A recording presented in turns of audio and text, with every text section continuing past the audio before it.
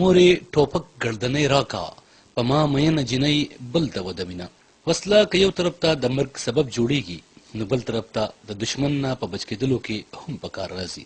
خصوصا دا وخت په کراچۍ کې هر دویم کس په دې کوشش کې دی چې د وسلې لایسنس ترلاسه کړي او د ځان سره یې وساتي.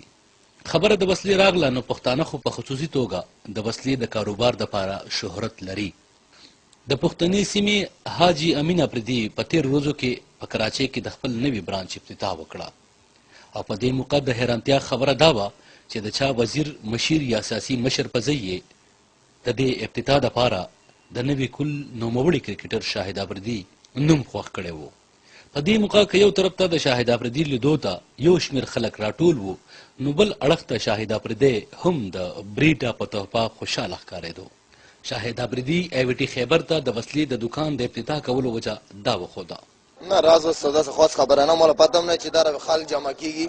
زه پټ پټ راغلم ولې د چا سره ملا شم نو د وویکسو دا خو د مو پښتنو یو ساین غوندې دی اور داسې نور څه مقصد مې نه ولې ما یو کزن جاننے والا دی نو هغه خپل ملګري شاپ ته نو غلو راشه ډېر وخت نه وعده کړې وه نو ما ولې څه وعده هم کړی دی چې پوره یې ګو. شاهد افریدي د کرکټ په حواله د څو سوالونو جوابونه داسې راکړل. ها دغه واقع چې وشوه څلورو میچونو پابندي به داسې ولګېده. د دې واقع اصل حقیقت څه دی؟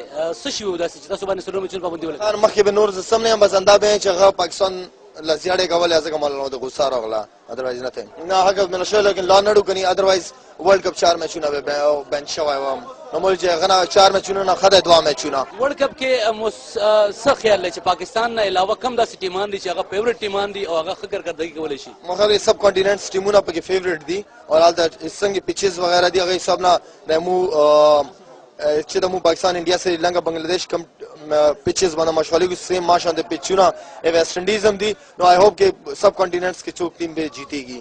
بل اړخ ته چې د وسلې دکاندار ډېر خوشحاله و هغه د شاهد افریدي په حواله داسې وویل. مونږ په خپله هم افریدیان یو او زمونږ چونکې د 1991 نه دلته دا کاروبار دی. زما 4 دکانونه دي دلته په پېښور کې زما فیکټري ده خپله د اصلې او شاهد افریدي زمونږ دا زړه غوښتلو چې دا مونږ راولو چې د باندې ټوله دنیا فخر کوي نو زمونږ افریدی ورور دی مونږ به هغه باندې فخر کوو. د دې د فخر د وجې نه هغه مونږ راوغوښتلو مونږ د باندې افتتاح وکړله.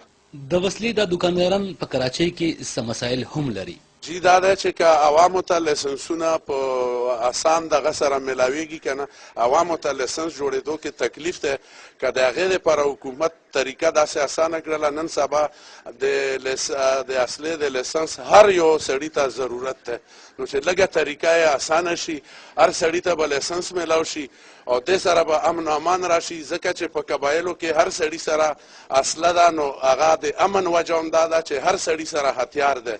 رحمان بونیره ایوټي خیبر کراچۍ.